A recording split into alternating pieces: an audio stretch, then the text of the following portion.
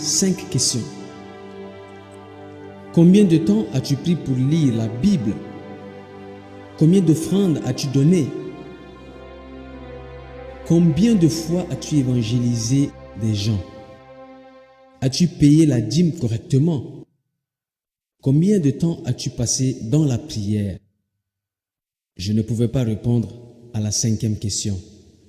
Le Seigneur m'a reproché pour la 5e question. Après avoir été le pasteur d'une méga église, tu es devenu paresseux dans la prière. Être occupé n'est pas une excuse pour moi. J'ai dû après me repentir de ça. Les anges vont te montrer beaucoup d'endroits du paradis et l'enfer. Prends ton temps pour admirer autant que cela te plaise. Tu partiras après avoir été témoin de beaucoup d'endroits différents du paradis et de l'enfer. Mais le Seigneur ne me permet pas de voir son apparence. Les anges m'ont premièrement amené dans 3 différents endroits au paradis. Dans le premier endroit, j'ai vu des enfants vivant ensemble. Le second endroit était où les adultes vivaient. Le troisième endroit était où les âmes qui étaient sauvées au travers du feu. Même s'ils étaient sauvés, c'était avec honte. Beaucoup de personnes m'avaient demandé quel âge avaient les petits-enfants. Ils avaient l'apparence d'enfants de la maternelle. Ils n'avaient pas de gendre comme on le sait sur terre. Chaque enfant était accompagné d'un bébé ange. Au paradis, la majorité d'âmes auront leur maison individuelle. Cependant, il y avait quelques qui n'avaient pas de maison. J'expliquerai ça plus tard. Plus encore, les enfants n'avaient pas de maison particulière non plus. Je demandais, les enfants sont aussi des âmes, pourquoi n'ont-ils pas leur propre maison? L'ange répondit, de la même manière que les gens sur la terre ont besoin de matériel pour construire leur maison, nous au paradis nous avons aussi besoin de matériel pour construire. Quand une personne rend un service à l'église et à d'autres fidèlement au Seigneur, ces actes deviendront des matériaux pour la maison d'une personne dans le ciel. Quand les matériaux sont fournis, les anges assignés à construire la maison d'un saint iront travailler sur sa construction. Les enfants qui sont en dessous de l'âge de responsabilité n'ont accumulé aucun matériau pour construire une maison. En d'autres termes, ils n'ont pas eu le temps ou la chance de gagner leur récompense ou leurs matériaux. C'est pourquoi ils n'ont pas de maison. J'ai continué avec mes questions.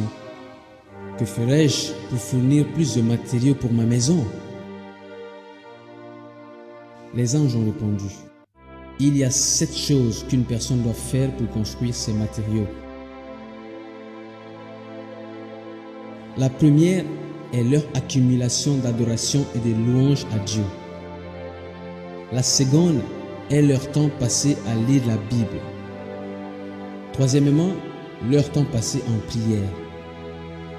Quatrièmement, le temps passé à évangéliser les gens. Cinquièmement, leur offrande au Seigneur.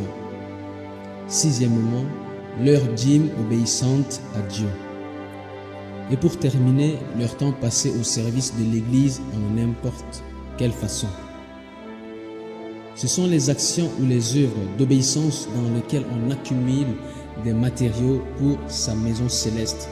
Si l'un fait défaut dans ces domaines, elles n'auront aucune des matériaux pour construire leur maison. Il y avait de nombreuses personnes dans le ciel sans foyer. Beaucoup de ceux qui n'ont pas de maison étaient en fait des pasteurs, des diacres, des diaconesses, des anciens, ainsi de suite. J'ai demandé par curiosité, où vivent les enfants alors? L'ange répliqua, ils vivent ici. Comme je regardais tout autour, ils étaient rassemblés dans le jardin de fleurs.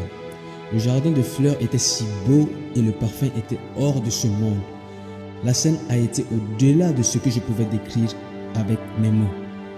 Le deuxième endroit était pour les adultes fidèles. Il y a une différence entre le salut et les récompenses. Cet endroit avait tant de foyers. Les maisons ont été construites avec des pierres précieuses et de belles pierres rares.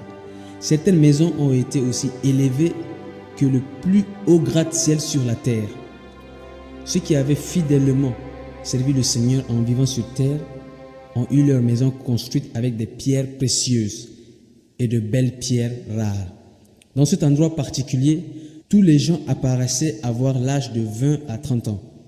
Il n'y avait pas d'hommes ou femmes en ce qui concerne le sexe. Il n'y a pas de gens malades, vieux ou boiteux. J'ai connu un ancien nommé Oh Im Myang. Il était mort à l'âge de 65 ans. Il était un homme très court, ayant la même hauteur des enfants de la 2e année à l'école élémentaire. Il avait souffert d'une maladie rare appelée rachitisme.